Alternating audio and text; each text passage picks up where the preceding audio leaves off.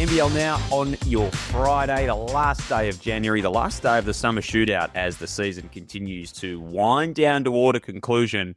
But I tell you what, things are really heating up in that postseason race. Joel Peterson and Damon Lowery with you as always on a Friday morning. A very good morning to you, Damon. Take it, my man. Top of the morning. Thank God it's Friday. Great to see you, resplendent in pink. Now, I haven't spoken to you in this forum since your 24-hour bush run effort last weekend. First of all, how did you go? Second of all, how have you pulled up?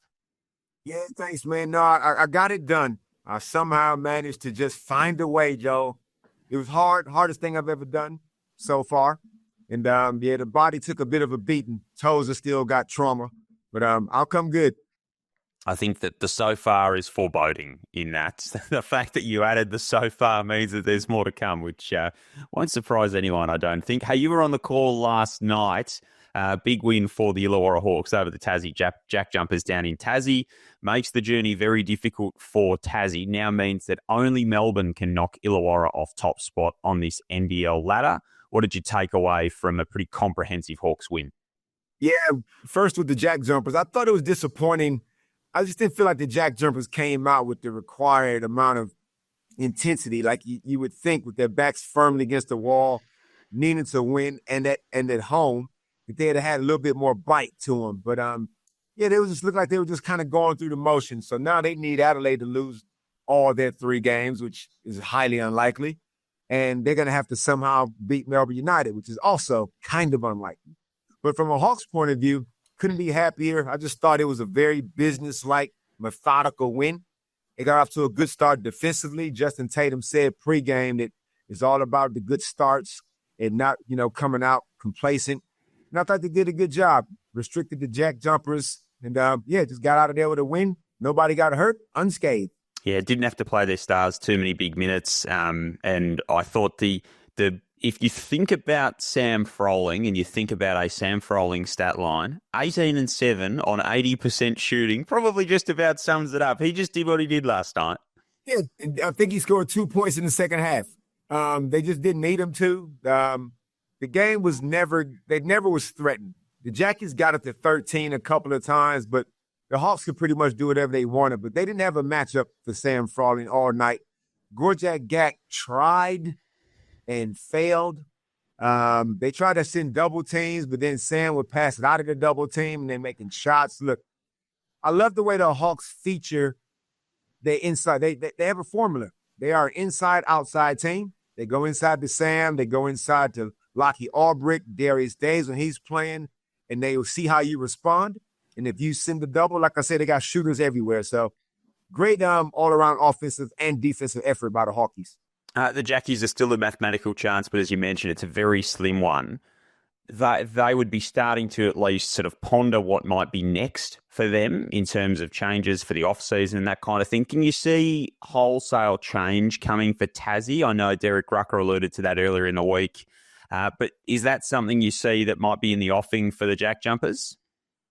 Yeah, I mean, the mathematical chance they got is the same chance I had in my 11th grade year when I was taking calculus. Wasn't gonna happen, and I was pondering my future. I don't see the Jackies running that roster back, and it's hard because you got loyalty, you got some championship winners on that team, and it's some non-negotiables on that team clearly, like Will Magnay, Shawnee Mack, Majuk Dane. Those 3 guys are the cornerstone, I feel. And from that last season's championship. Now when you start talking imports, now things start to go, Milton Doyle, Jordan Crawford, Ian Hummer. All 3 highly unlikely they'll be back. I'm really hoping that Jordan Crawford comes back. He's leading the scoring, Joe. And I know people probably think, you can probably upgrade that position. You got Shawnee Mack starting at the point, which is what Scott Roth wanted to do early in the season. But Jordan, you still need a third guard, and you need an impact. And Jordan Crawford is Mr. Impact. So I would like to see him come back, but there's going to be some tough decisions made. Milton Doyle has had one of the most up and down roller coaster seasons of all time. In a classic Milton Doyle game, Joe, 2 points at quarter time, then goes for 13 in the second quarter. I don't think he scored in the third quarter. I mean, it's just a typical, and we've seen a lot of that out of Milton Doyle. What does Scott Roth want to do with that import spot? And Ian Hummer was only a replacement anyway, so I would kind of doubt that he'd be back. So, yeah, plenty of questions to be asked. I would anticipate at least a 40% roster change. Yeah, it's going to be a fascinating offseason for the Tassie JackJumpers. So that's the game that's in the books. As we look ahead to the rest of the weekend, we've got 2 coming up tonight. But just sort of we'll check in on what can change. First can change, Illawarra and Melbourne. Second can change. Third can change. Fourth can change. Fifth can change. Sixth can change. Seventh can change. And eighth can change. Now, seventh and eighth are very unlikely, but it is almost certain that the top 6 places, as they stand at the moment, well, they certainly won't stay that way for the remainder of the 2 rounds, but that it's, there's every chance that it isn't Illawarra, Melbourne, Sydney, Southeast Melbourne, Perth, Adelaide in that order when we get down to business in the postseason. There is still so much that can shake out among those top teams, which is super exciting. That's what makes the NBL just awesome once again, because you never know until the last round. I thought that top 6 was set a couple of weeks ago. Once the JackJumpers just suffered so many injuries to key guys in the way Adelaide was playing, I always felt Adelaide would catch them and get that 6th spot. Now we got that log jam from 3 to 5, even 2 to 5. But Sydney Kings, Southeast Melbourne Phoenix, Perth Wildcats, that's where we're going to see some movement, because these teams are now bumping heads, Joe. We got Perth, Southeast Melbourne Phoenix tonight, and then Sunday's going to be huge. So, woof, and you want home court advantage. Now, of those 6 teams, anybody can beat anybody. There's a lot of, like Illawarra can't beat Adelaide. You got a lot of those type of scenarios, but you want home court advantage at the bare minimum. Yeah, absolutely. Yeah, let's get stuck into tonight's games. So Adelaide, Brisbane. Adelaide can eliminate the Brisbane Bullets with a win this evening, much like they did to New Zealand last Sunday. They're all rolling in Adelaide. They're happy. They're sitting around the campfire. They're singing Kumbaya. There's smiles on faces. The only sort of downturn has been that Jarrell Martin is out for this round with a calf, which is sort of not the greatest timing for Mike Wells. What have you made of Adelaide's last couple of weeks and their sort of charge to this postseason? Yeah, charge. That's a good word. They found their groove. Like, you talk about the storming and the forming and then the performing and all that kind of stuff. They have now got their groove. Kendrick Davis is just the most consistent player, I feel, in that team. You just know what you're going to get from Kendrick. Montrez is a mismatch problem every single night.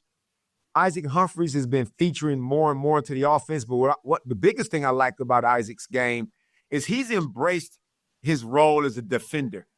He knows, you know what, I might not get the ball a whole lot.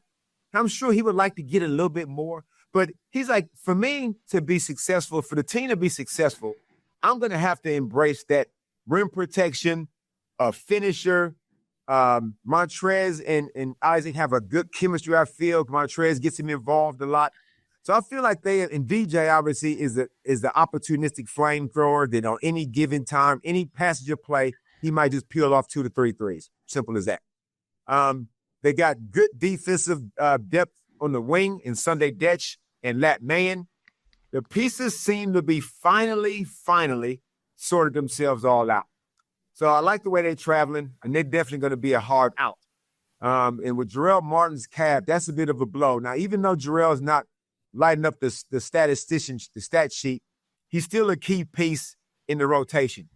So now you're going to have to get some extended minutes into Isaac and Trez, and you might have to look at some maybe smaller ball, or maybe Lat Man going to the 4. Something Mike Wells can figure out, but hopefully Jarrell's not out for too long. Yeah, playing 20 minutes as that third big. He hasn't had a stellar season, but has been playing an important role for them. So that'll be a watch and see. For the Brisbane side of things, it's their summer shootout game, and gee, hasn't it come at just an awful time. So no Tyrell Harrison, no Josh Bannon, no Rocco Zakarski. We know that the injuries have just been insane for Brisbane over the last few weeks. Who steps up for them tonight? Like, if they are to make an unlikely challenge to this Adelaide team, who's it going to come from? Wow. It's going to have to come from the imports, Isaac White. I mean, you just got to come out. I don't know what the Brisbane Bullets have done to deserve this, to lose all those guys. And they had a promising middle passage of the season when they was looking like a legitimate top 6 team. Soon as James Bateman went down, the wheels started to get wobbly. That left Casey Prather and Kendrick Cook to do a hell of a lot of heavy lifting, which they did. But I can see that it's taking its toll. Like, they just look tired. So now they just got to come out all guns blazing, throw the playbook out the window, turn this thing into an absolute lunchtime basketball playground shootout, and just hope you can just get shots falling.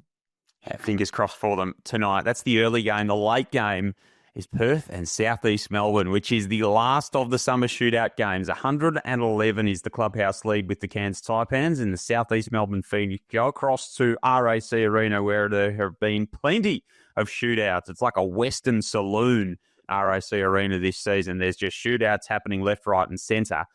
Perth is finally back healthy, so Ty Webster back into the mix, Dylan Windler back into the mix for the Perth Wildcats, that they're sort of getting their roster together is the right time of asking. How do you see this one playing out tonight between the teams in 4th and 5th on the table? Wow, this is going to be a tough one. Now, Perth are not used to losing at home on multiple games, like back-to-back. They're coming off a very tough loss to the Cairns Taipans. Pride is hurt. I expect them to respond, but they're still going to be themselves. I'm not expecting them to come out and be a defensive juggernaut, not for 40 minutes. You might get 10 to 12 minutes of some good defense scattered around. Ty Webster, Johnny really needs to get some type of minutes into him, but this isn't the game, Joe, to be experimenting. It's just not. Dylan Winder, I'm sliding him right back in the starting lineup. I'm not going to mess around with him. He's that extra scorer that they need, extra defender that they need. So I'm looking forward to him to just kind of picking up kind of where he left off. Southeast Melbourne Phoenix, they just ran up 116 points on the Jackies. Now, the Jackies, again, they laid down in passages during that game, but they had the offensive firepower to run up the score. And like you said, the Wild Wild West shootout, anything can happen. Bryce could go for 50, 40, anything could happen over there. So, yeah, I'm still going to tip, though. I'm tipping Perth at home. Yeah, it's hard to look past them. Coming off that double overtime loss, anything could happen. We've seen that repeatedly out in Western Australia this season. The Saturday games, so I might just get a tip from you here. Cairns go to New Zealand. They can still potentially overtake New Zealand on the ladder. It's unlikely on percentage they'd need to have a couple of thumping wins and see the Breakers get really soundly beaten. Who wins out of the Breakers and the Snakes? Oh, Cairns wins that game. No PJC. It's just too hard. They don't have enough for the offensive firepower. Cairns are actually playing some great basketball. All their guys, and Taron Armstrong is back. So, look, I just can't see Cairns dropping that game. If I'm Adam Ford, I'm keeping a close eye on Sam Wardenberg. I don't need to see any side eyes between New Zealand brass management over there whispering to Sam Wardenberg to come on home next season and play. So, other than that, now I think the Breakers are pretty much done. Yeah, you already took that other Sam we had, so stay away from this one, might be the message from the Cairns Taipans.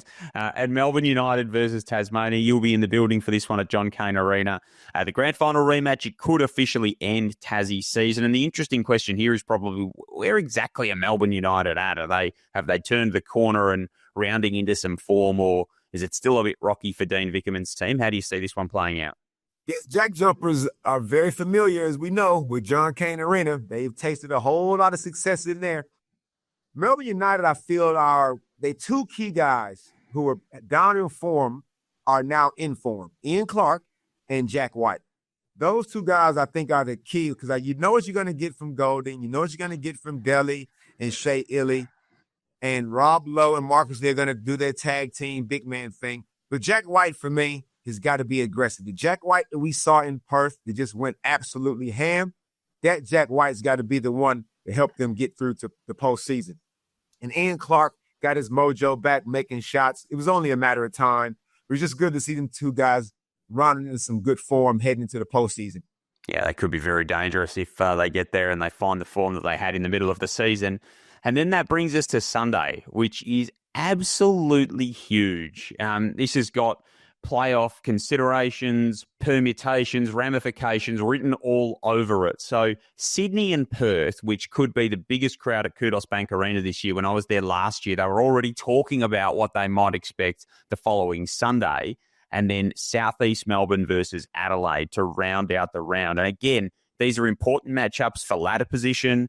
Adelaide can book their playoff ticket this weekend if they win both. Southeast Melbourne can still fall victim to Adelaide, who could win out and see themselves slide up the ladder. So these two Sunday games are going to tell us a lot about where the bottom part of the six finishes up.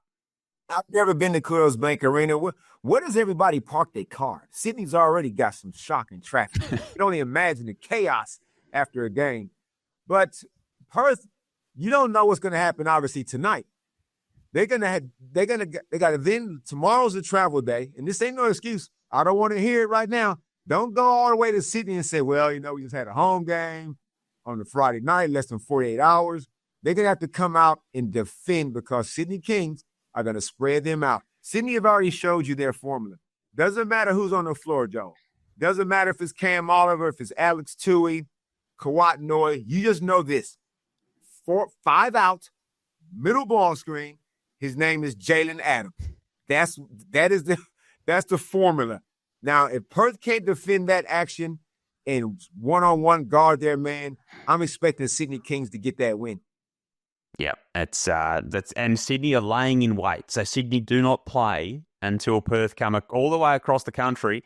And Southeast Melbourne have got to do the same. They've got to come all the way back from Perth to play Adelaide in that late game on Sunday too. So Sunday is going to be appointment viewing for the NBL. And of course, it is Champion Pride Round as well, which is always a great celebration each year of inclusivity and diversity in our sport too. So that adds another little layer into things. So Summer Shootout finishes tonight, a monster doubleheader on Sunday. Damon, looking forward to it all. Have yourself a great weekend. You too, man. Bring on the weekend. Damon Lowery with us on NBL Now. Thanks for your company. NBL app, nbl.com.au, the place to go to get all your action as another monster weekend unfolds.